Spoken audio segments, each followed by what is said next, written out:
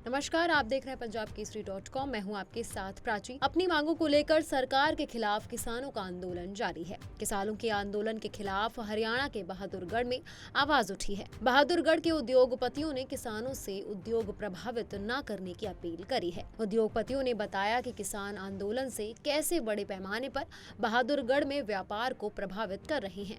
इससे व्यापार ज्यादा मात्रा में प्रभावित हो सकता है। आइए आपको सुनाते हैं उद्योगपतियों का क्या कुछ कहना है। जैसे कि सभी को मालूम है 2020 से कोविड स्टार्ट हुआ। हम सारा देश कोविड से ग्रसित था। साल सवा साल उसमें सभी ने सफ़र किया। उसके इमीडिएट बाद या उसी के मिड में पिछली बार किसान आंदोलन स्टार्ट हो गया, जो लगभग 378 दिनों तक चला।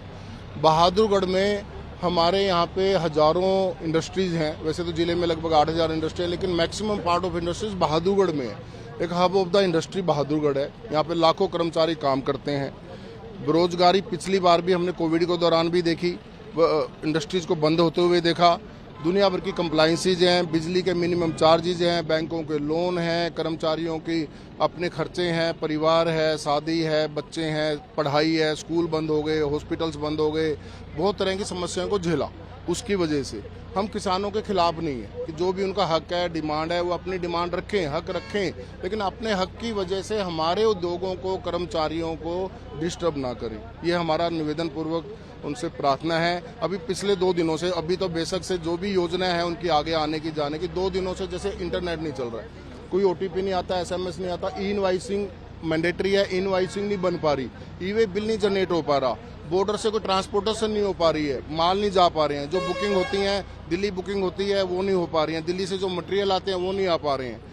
कितने सारे डेली बेसिस पे रोजमर्रा की रोजी रोटी के लिए लोग जो बहादुरगढ़ से आसपास के शहरों से दिल्ली जाते हैं, और बहुत सारे दिल्ली के चारों तरफ से लोग यहाँ पे बहादुरगढ़ में आते हैं। कोई आना जाना सब बंद हो गया। एक तरह से मतलब इतना पैनिक है लोगों में कि अब क्या होगा, अब हमारा भविष्य क्या है। कितने का लॉस कर रहे हैं? जैसा किसानों का प्लानिंग है कि वो 6 महीने तक अगर सरकार उनकी मांग नहीं मानती, और कल डिनाई भी कर दिया गया, तो 6 महीने की उनकी तैयारी। सर मैं बताता हूँ, जैसे हमारे जिले में अप्रोक्सीमेट 50,000 करोड़ का सालाना उत्पादन होता है।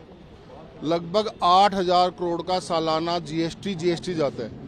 PF, ESI, एम्प्लॉयमेंट फंड या ग्रेच्युटी, दुनिया भर की और चीजें जो अलग से हैं। अब उसी से अगर हम अंदाजा लगाएं, मंथली लगभग 4.5 से 5,000 करोड़ रुपए का प्रोडक्शन का लॉस होता है। तो उसके साथ साथ रेवेन्यू, एम्प्लॉयमेंट, हर चीज जुड़ी हुई है।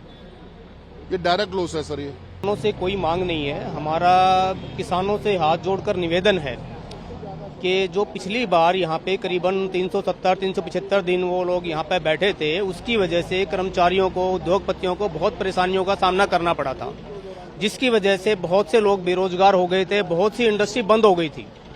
तो उसी डर की वजह से वो जो एक खौफ है, वो आज भी जब पता लगता है कि भाई किसान आ रहे हैं, बैठ रहे हैं, तो वो दहशत आज भी कर्मचारियों के अंदर है, उद्योगपतियों के अंदर है कि कहीं ऐसा ना हो कि जो मुश्किल से गाड़ी जो पटरी पे आई थी, धीरे धीरे जो, क्योंकि मोस्टली यहाँ पे MSME सेक्टर है, छोटी यूनिटें ज्यादा है, उनको एक एक दिन भी अगर काम बंद होता है तो उनके लिए बहुत उसको रिकवर करना, उनको कवर करना में बहुत टाइम लगता है। तो मेन समस्या सभी कर्मचारियों की, उद्योगपतियों की है कि जो यहाँ पे अगर मान लो किसान बैठ जाते हैं तो सब कुछ बंद हो जाएगा, और ये कर्मचारी बेरोजगार हो जाएंगे, उद्योग बंद हो जाएंगे।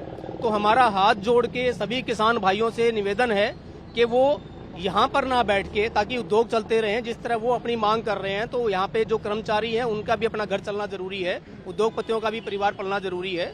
तो हमारा उनसे निवेदन है कि कहीं और अपना डेस्टिनेशन बनाए, कहीं और उसको बैठे, सरकार से अपनी मांग करें। उसके खिलाफ नहीं है हम, लेकिन कम से कम हमें यहाँ पर अपना काम करने दें। ऐसे ही तमाम बड़ी खबरों के लिए देखते रहिए पंजाब केसरी.com और चैनल को सब्सक्राइब करना बिल्कुल ना भूलें।